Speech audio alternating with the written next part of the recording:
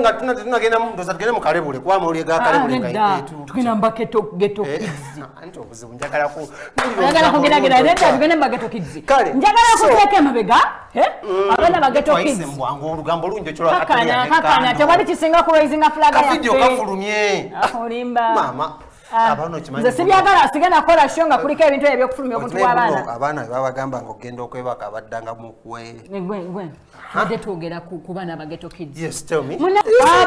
Bagiyita Fantasy League byebyo. Kyatunyonyodde. Kati mu Fantasy League esangibwa mu America. Anti jukira bali ku Britain's Got Talent. Ebungereza. Jera. Wera zirimu America's Got Talent, ezempaka waliwo Canada's Got Talent, waliwo ne Britain's Got Talent. Canada's Got Talent se wali abana ba Julie Mutesaasira. Bo bali eyo. Kati bano tebali ate mu America.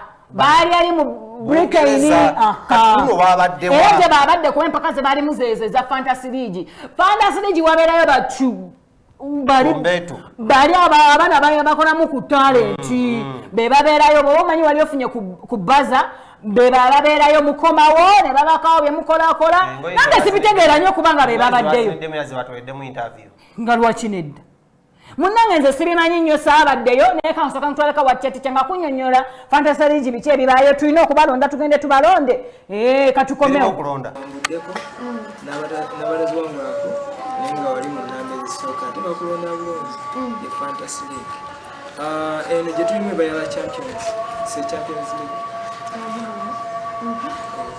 ate eri buli omu osobola okuapulayinga ne bakulonda naye wano bakulonda bulungi nogenda mu champions olina osooka okuyita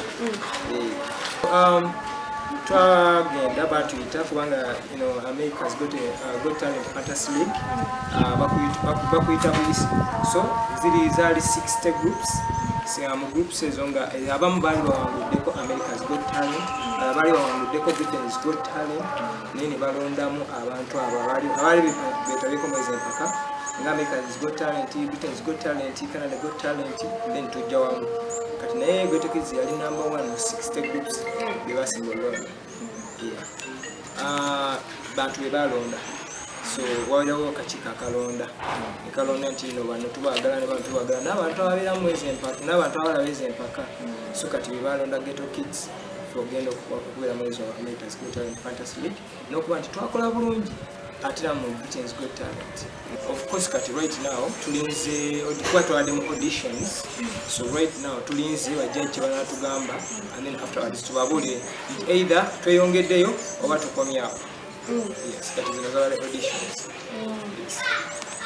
Kati mwe mwamaze tebalina kyebabagambye. Tebalina kyebatugambye ffe twakoze ne tumala ne tuvaayo. Kati bagenda tubuulira ba emails nti kino kyabadde bwe kiri wakiriwo kiti. Bajaji nalabeka abamu bapya of course tekubulako Simon Cowell, my best friend. Yeah, and Howie and everyone. So abantu ayogera n'oluzungu kati baade batutyeringa baade banyumirwa dance waffe so nawudde essanyu lingi nnyo. Yeah, Patricia ali mu America right now. In fact, twagenda naye mulundi gwe gumu tugenda ku America's Got Talent. Ne lwakuba nti kati talina bafitinga nabo so nata performinga yali tugenze okukola ku bya college so agenda joininga college Florida so right now byaliko so naye akomawo nga 26 kwa yamaze buli kimu bamuwadde then tujja ate tukole ku application side. Abasinga beebuuza agenda joininga college agenda so much. Abadde agala nnyo ebisinga mass communication ne journalism ozabitambulirawo wamu naye ng'era ekirungi nti kyafunyeyo nti bamuwadde atesti omulimu agenda kubanga asomesa dance ku university ate nga bwasoma so kati kyekirungi nti kyafunyeyo ti ate omanyi bw'otuukayo olusobola all social media platforms and thumbs up to Eddie Kenzo. Ababadde bebuze Patricia ndoza bawulidde ekiddako. Ayiwadde atakimanyi. mbadde simanyi. Are you sure? N'omulabi yali ewaka badde tamanyi nti omwana mwana njogera naye buli kaseera. Agenda bw'oba oyogera naye ali ewaka ayogera naye. Tawaanya gumukuba. Agambye ali munange maasikomu. Agenda so bye byagala dde byokola ku TV lwakuba kati ate w'osomera eri kiba different muko osegedde. Iba ngasome ngafa basomera wano. Opportunity bwebaawo ogikwasaganya. And she's not only gonna be studying but she's gonna be working as well as a dance teacher mu school muso kiba kimuyamba okugigolinga ebibiri manye bwerwe ekyo kikuba nnyo ng'okola ku kintu ekyo kimu kyokka kyokka. So Patricia large up upon yourself, we wish you nothing but blessings. Mu America gy'oli kikwasaganya tomala okomewo wano opulinge ne kuba n'emitima emito talent. But I was saying ekyo tugenze mu social media katandike ne challenge ya mwana mulenzi Eddie Kenzo eri mugenda maaso practical. I think etuyambye okubanga atulaba new talent. Abaana bakuba okimanyi nti bana bayimbi baffe betulina Boji naddala bana aba hip hop tulina abaana tulina naye Ruyonga yagikubye bulungi. Ruyonga yagituddemu. I loved muba hip hop na Ruyonga yagintulidemu bulungi. Abaana batuddemu waliwo omulala awo oba bamuyitani bannange nsooka nagikuba mu luzungu. Yani music naye yagituddemu bulungi. Nga bwarayiminga rhythm nengamba mwana luzungu layini ku layini wallahi nalaba ebintu nga nange mpulira sobola Kenzo ne tiimu yo saagala mwekubire mu kintu kino. Nalabye ne Mata Mukisa yagituddemu bulungi. Katrina ya Shakira. Obuzibu bw'oliotama. Shakira lwakota nayagala. Alinze bano n'abasooke. Osimba luseke oba walidde. Alinze bano n'abasooke bakole ki? Osimba luseke walidde. Agituulemu. Ate buli ku ebyo singa kayite Spice tabadde busy. Spice bw'oyogera nja kuwulira. Naye bw'oyogera Shakira ne bw'agituulamu abaana 10 ku baana 10. Tukomaawo. Shakira ajja gituulamu mu kiseera ekituufu. Kale so oyo Edilisa Musuuza and that is Edilisa Musuuza gana n'afuna ebintu bye gyatambulira n'abyeta ne bikola kati ekyo kintu oluyimba lwe. Ayina gye yatambulidde bibako ku social media abaana bakola open verse. Nedda Eddie Kenzo tumwe. No togamba mbu kutambula. These things, okay, this is it. You don't need to be exposed okutambula ennyo. Bameka kala badde bakira ku social media nga badde bakikoze. Just wandigambye nti yeebale kuthinkinga n'agamba kakikole webale nnyo but sinti kutambula. So thumbs up kuno Eddie Kenzo mukuwonera. Actually nali nayagala ekintu kya open verse nga ngamba naye abayimbi baffe. Antoli muyimbi. Lwaki tevaayo muntu nakola nzija nno gituulako. Sokola kama ndio be freestyle. Kale tugenda mu kalebule ondwisa. Kataleya andikando. Kati munnange Kataleya katusoke wa Bobi Wine. Bobi Wine kati obuzibu abantu omanyi olaba ekintu ekyo Bobi Wine kyalimu.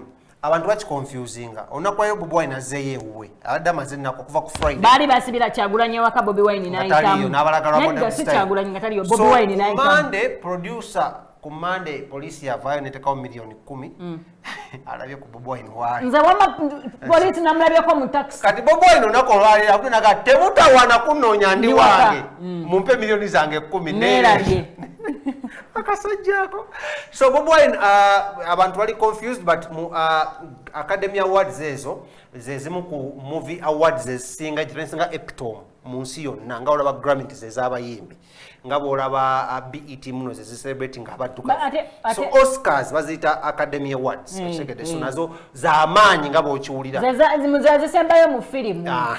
So abamu ku baddugavu abali bazikubyemukko ye Lupita Nyong'o wano muna Kenya wano. Tulina abaddugavu nnyo wano mu Uganda bali tulina n'omu action muvuka adawandikira Trevor Noah nabo bawangudde award. Yes. Kati Bobi Wine ayina documentary gye yakola yabadde nominated mu under category nyanga tetumanyi. Ezo tiyali film yali documentary. Yanti ife tujita film tuli bana Uganda buli kikyolaga mu ku TV ya film. Ezo nakone eyo documentary so si film.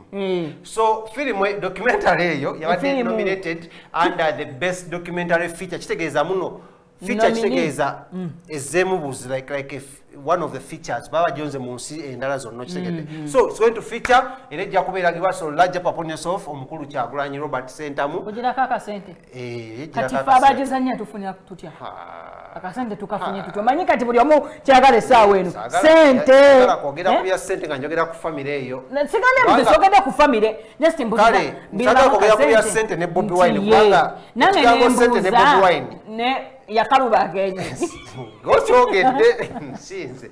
So producer tuwe ekifaananyi kya waliwo ekifaananyi ekizunga ku social media ekyamwana mulenzi Vairota ngayagala Kataleya ndikendo ngayina gundi ngayina bagamba welcome to us tufunyeyo system twadde ne system unknown Vairota sister Tamale mirundi junior kati batumuno tufunyeyo system mulala sister Vairoti fana nchwale kiraga yagajjawa simanyi wayezera ebyo muzadde ya social media bamutaddeko nga manene ngaganga agago manene nnyo kale bamutaddeko gatandika butandisi okusuna galaka wakataleya ngampulira ku social media mwate ekyabawudde musajja musajja kendo oba omweru yabba omweru ye yabba ow'omuddugavu amawulire amatafuka nti nno omuddugavu yasooka okubba ow'omuki ow'omweru kati omweru nenayagala revenge nge kati management nabba mumerika wa munne si mumerika nno bagambye mune yabeera mu Amerika Munnayuganda era Munnayuganda naye citizen we ayina so kati entalo zino zirimu ekibatu okuva mu management owulya munnyo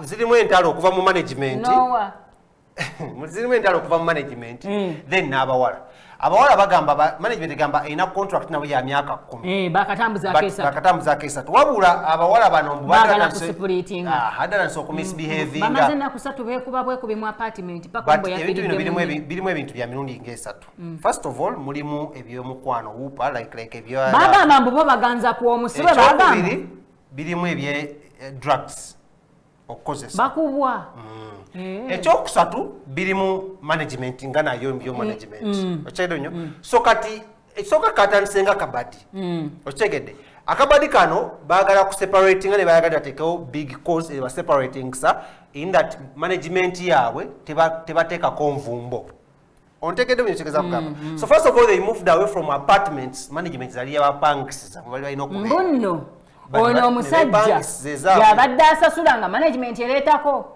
era muno mulimu n'abayimbi abaali basaba domanaginga abantu abo management nekitegeera kuba management yali yatega kamera mu apartment z'abayimbi bano for security purposes nemubinaabiro bagambye mu nnyumba ne bamuba mu nnyumba nze kembabaze wange ensiiba ndibute neetaaya nzira eno nzira erimu ontega kamera that was uncalled for so entalo kyagenda nyingi omuvubuka mwali omuvubuka amanyirwa nga Donnas omumanyi naye mwali mu play Trevor mwali mu play management mwali mu play n'amanya g'abayimbi nga babiri basatu abaali batega ekibatu ne basuubiza abayimbi bano bakola kyo bamanaginga management nekitegerako neneesirika omukyala Leila yabagamba Leila ani ono azanya ebina Uganda Leila Kayanzi si Leila Kayanzi ono omukyala aliwa producer nga tusiibula oba katukwatagana enkyalo oleka mbabazine King Smith access naye nga bannange